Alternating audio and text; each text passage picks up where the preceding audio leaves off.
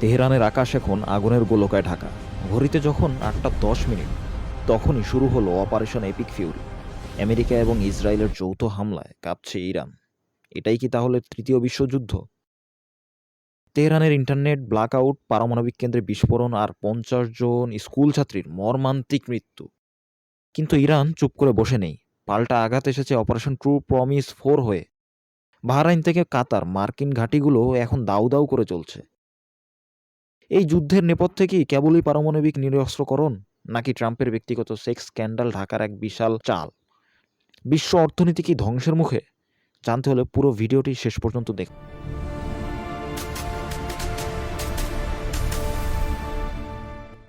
America এবং Israel বিশ্বকে আবারও একটা যুদ্ধের দিকে ঠেলে দিয়েছে। ২৮শে ফেব্রুয়ারি মার্কিন যুক্তরাষ্ট্র এবং ইসরায়েল ইরানের বিরুদ্ধে একটি সম্মিলিত হামলা শুরু।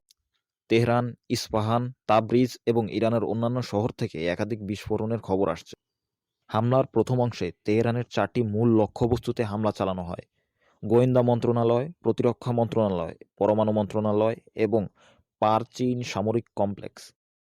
একটি স্কুলেও মিসাইল আঘাত এনেছে। সেখানে ৫০ জনেরও বেশি স্কুল ছাত্রীর মৃত্যুর খবর পাওয়া যায়। বর্তমানে ইরান থেকে খবর বাইরে আসা খুব কঠিন। সেখানে ইন্টারনেট কানেক্টিভিটি মাত্র 4%-এ নেমে এসেছে বলে জানা গেছে। অর্থাৎ দেশটিতে প্রায় সম্পূর্ণ ইন্টারনেট ব্ল্যাকআউট চলছে। প্রেসিডেন্সিয়াল প্যালেস কম্পাউন্ড এবং সুপ্রিম লিডার আয়াতুল্লাহ খামেনির বাসভবনেও আক্রমণ চালানো হয়েছে। ইসরায়েলের চ্যানেল 12-এ দাবি করা হচ্ছে যে ইরানের নেতৃত্বের উপর হামলায় তারা বেশ সফলতা পেয়েছে। কতজনের প্রাণহানি ঘটেছে তা নিশ্চিত হওয়া যায়নি, তবে ইরানের রাষ্ট্রীয় মিডিয়া বলছে প্রেসিডেন্ট নিরাপদ আছেন। এবং ইরান এবার পাল্টা হামলা করতে তারা খুব বেশি একটা সময় নেয়নি এবং দ্রুতই লঞ্চ করেছে অপারেশন টু প্রমিস 4। তারা ব্যালিস্টিক মিসাইল এবং ড্রোনের একাধিক ওয়েভ লঞ্চ করেছে, যার মূল লক্ষ্য মধ্যপ্রাচ্যে অবস্থিত আমেরিকান সম্পদ ও ঘাঁটিগুলো ধ্বংস করে দেয়া। 5টি দেশে থাকা মার্কিন ঘাঁটিতে হামলার খবর নিশ্চিত করা হয়েছে। দেশগুলো হলো: বাহরাইন, মার্কিন নৌবাহিনীর 5th ফ্লিটের সদর দপ্তরে মিসাইল স্ট্রাইক হয়েছে এবং সেখানে জরুরি অবস্থা ঘোষণা করা হয়েছে। সংযুক্ত আরব আমিরাত, আবুধাবিতে আল দাফরা এয়ারবেজে হামলায় একজনের মৃত্যুর খবর নিশ্চিত করা হয়েছে। কুয়েতের আলী আল সালেম এয়ারবেজে বিস্ফোরণ এবং সাইরেনের খবর মিলছে। জর্ডান ও সৌদি আরবে মার্কিন স্থাপনায় হামলার চেষ্টা এবং রিয়াদে বিস্ফোরণের খবরও পাওয়া গেছে। বিশ্বের অন্যতম ব্যস্ত শহর দুবাই আন্তর্জাতিক বিমানবন্দরকে অনির্দিষ্টকালের জন্য বন্ধ করে দেওয়া হয়েছে।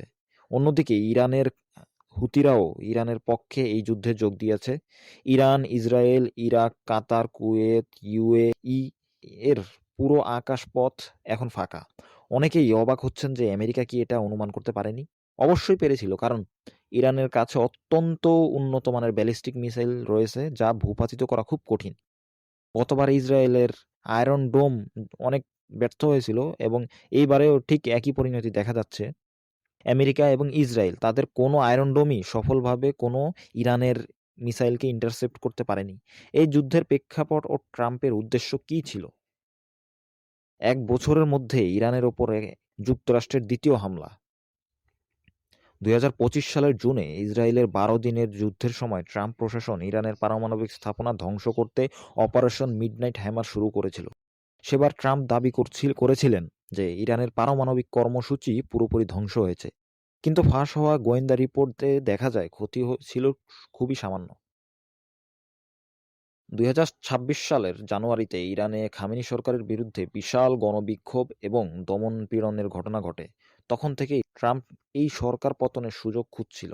একদিকে তিনি জেনেভায় পারমাণবিক চুক্তি নিয়ে আলোচনা চালাচ্ছিলেন, অন্যদিকে আক্রমণের প্রস্তুতি নিচ্ছিলেন। এই নতুন অপারেশনে ট্রাম্পের 4টি মূল লক্ষ্য ছিল: 1. ইরানের উন্নত মিসাইল সিস্টেম পুরোপুরি ধ্বংস করে দেয়া। 2. ইরানের নৌবাহিনীকে সম্পূর্ণ ধ্বংস করে দেয়া। 3. হামাস, হিজবুল্লাহ এবং হুতির মতো ইরানের প্রক্সি গোষ্ঠীগুলোকে সমূলে উৎপাটিত করা। 4. ইরানের কাছে যেন কখনোই পারমাণবিক অস্ত্র না থাকে তা নিশ্চিত করা। সামরিক লক্ষ্যের বাইরেও ট্রাম্প ইরানে একটা শাসন ব্যবস্থার পরিবর্তন চাইছে। কিন্তু সমস্যা হলো, গোয়েন্দা সংস্থাগুলো বলছে যে ইরান থেকে আমেরিকার প্রতি কোনো আসন্ন হুমকি নেই। ট্রাম্প কংগ্রেসের সাথে কোনো আলোচনা না করেই এ যুদ্ধে জড়িয়েছিলেন। 2003 সালে ইরাক যুদ্ধের মতো এবারও কোনো শক্ত প্রমাণ ছাড়াই হামলা চালানো হচ্ছে। ট্রাম্পের এই যুদ্ধ শুরুর পেছনে 3টি ব্যক্তিগত এবং রাজনৈতিক স্বার্থ জড়িত। এর মধ্যে মেইন কারণ সেটি হলো এপস্টেইন ফাইলস। এপস্টেইন ফাইলসে এই স্ক্যান্ডাল থেকে জনগণের মনোযোগ সরানোর জন্য একটা বিশাল ডিস্ট্রাকশন তৈরি করা এবং জনগণকে ভুলিয়ে দেয়া। মূলত এই কারণেই ট্রাম্প যুদ্ধে ফোকাস করে। ট্যারিফ যুদ্ধে ব্যর্থতা। সুপ্রিম কোর্ট তার শুল্ক নীতির বিরুদ্ধে রায় দেয়ায় রাজনৈতিকভাবে নিজেকে শক্তিশালী প্রমাণ করার জন্য ট্রাম্প দুর্নীতি ও রাজনৈতিক সংকটে থাকা ইসরায়েলি প্রধানমন্ত্রী নেতানিয়াহুকে সাহায্য করা আরেকটি কারণ। তিনি ইসরায়েলের প্রধানমন্ত্রী নির্বাচন হতে যাচ্ছে, তো এই মুহূর্তে নেতানিয়াহুর বিরুদ্ধে অনেকগুলো দুর্নীতি এবং রাজনৈতিক ক্লেম এসেছে, যেগুলোকে ব্যাকআপ হিসেবে এবং পপুলারিটি পাওয়ার জন্য অ্যাগেইন জনগণের মাসিয়া হওয়ার জন্যই মূলত এই যুদ্ধে জড়ানো। এবার আসি বিশ্ব অর্থনীতি ও সাধারণ মানুষের উপর এই যুদ্ধের কেমন প্রভাব পড়তে পারে তা নিয়ে কথা বলা যাক। ব্রেন্ট ক্রুডের দাম ইতোমধ্যে প্রতি ব্যারেলে $80 পৌঁছেছে। যদি হরমুজ প্রণালী বন্ধ করে দেয়া হয় তবে তেলের দাম $120 পর্যন্ত যাবে। বিশ্বের মোট তেলের 20% আসে হলো এখান থেকে। এভিয়েশন ও বাণিজ্য। মধ্যপ্রাচ্যের আকাশপথ এখন একটি লজিস্টিক ব্ল্যাক হোল। ইউরোপ এবং এশিয়ার মধ্যে সমস্ত ফ্লাইট ব্যাহত হচ্ছে। সামুদ্রিক বাণিজ্যও বড়সড় ধাক্কা খাচ্ছে। এদিকে কাতার, সৌদি আরব এবং ফ্রান্সও এই যুদ্ধে জড়িয়ে পড়ার হুমকি দিচ্ছে। এটি একটি দীর্ঘস্থায়ী যুদ্ধে পরিণত হতে যাচ্ছে। তাহলে চলুন জেনে নেই এই যুদ্ধের কারণে বাংলাদেশের কী পরিমাণ ক্ষয়ক্ষতি হতে পারে। সহজ কথায় যদি বলি, মধ্যপ্রাচ্যে আগুন লাগলে তার উত্তাপ সরাসরি বাংলাদেশের রান্নাঘর থেকে শুরু করে কেন্দ্রীয় ব্যাংক পর্যন্ত পৌঁছাবে। বাংলাদেশ কোনোভাবেই এই যুদ্ধ থেকে লাভবান হবে না, বরং টিকে থাকার লড়াই করতে হবে প্রতিনিয়ত। এ ধরনের একটা বড় ম্যাপের আঞ্চলিক যুদ্ধ বাংলাদেশের জন্য কেবল ক্ষতিই নয়, বরং একটি অর্থনৈতিক ও ভূরাজনৈতিক বিপর্যয় ডেকে আনতে পারে। যে ক্ষতিগুলোর সম্মুখীন হতে হবে তার মধ্যে একটি হলো জ্বালানি তেলের তীব্র সংকট ও মূল্যস্ফীতি। বাংলাদেশ তার প্রয়োজনের সিংহভাগ তেল মধ্যপ্রাচ্য থেকে আমদানি করে। ব্রেন্ট ক্রুড যদি $120 পৌঁছায় তবে বাংলাদেশের বাজারে ডিজেল, অকটেন এবং এলপিজি গ্যাসের দাম আকাশচুম্বী হতে পারে। তেলের দাম বাড়লে বাস, ট্রাক ভাড়া বাড়বে, যার সরাসরি প্রভাব পড়বে নিত্য প্রয়োজনীয় পণ্যের উপর। সাধারণ মানুষের জীবনযাত্রার ব্যয় কয়েক গুণ বেড়ে যাবে। ফার্নেস অয়েল ভিত্তিক বিদ্যুৎ কেন্দ্রগুলো চালানো অসম্ভব হয়ে পড়বে, আর যার ফলে দেশ জুড়ে চরম লোডশেডিং দেখা দিতে পারে। অন্যদিকে বাংলাদেশের অর্থনীতির মূল চালিকা শক্তি হলো মধ্যপ্রাচ্যে থাকা কয়েক মিলিয়ন প্রবাসী শ্রমিক। আপনার বাহরাইন, ইউএই, কাতার এবং কুয়েতের মার্কিন ঘাঁটিতে হামলা হয়েছে। এই দেশগুলোতে লাখ লাখ বাংলাদেশি কাজ করে।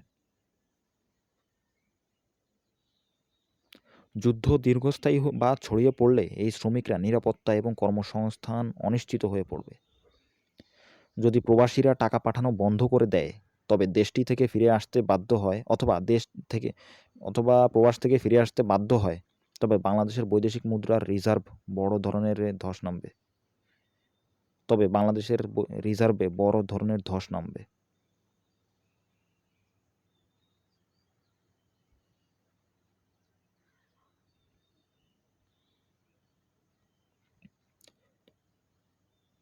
আবার এদিকে দুবাই বিমানবন্দর বন্ধ হয়ে যাওয়া এবং মধ্যপ্রাচ্যের আকাশপথ ফাঁকা হয়ে যাওয়ার মানে হলো বাংলাদেশের তৈরি পোশাক ইউরোপ, আমেরিকায় পাঠাতে অনেক বেশি সময় লাগবে এবং খরচ বাড়বে।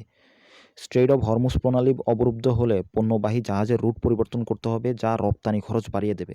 ফলে বিশ্ববাজারে বাংলাদেশের পোশাকের প্রতিযোগিতামূলক দাম বজায় রাখা খুব কঠিন হবে। অন্যদিকে বাংলাদেশের পররাষ্ট্রনীতি হলো সবার সাথে বন্ধুত্ব, কারোর সাথে বৈরিতা নয়। একদিকে আমেরিকা, অন্যদিকে ইরান ও মুসলিম বিশ্বের সাথে ধর্মীয় ঐতিহাসিক সম্পর্ক রয়েছে বাংলাদেশের। ভারত যদি সরাসরি ইসরায়েলকে সমর্থন দেয় তবে বাংলাদেশের ওপরও কোনো একটি নির্দিষ্ট পক্ষ বেছে নেওয়ার চাপ বাড়তে পারে, যা আমাদের জন্য চরম কূটনৈতিক অস্বস্তি তৈরি করবে।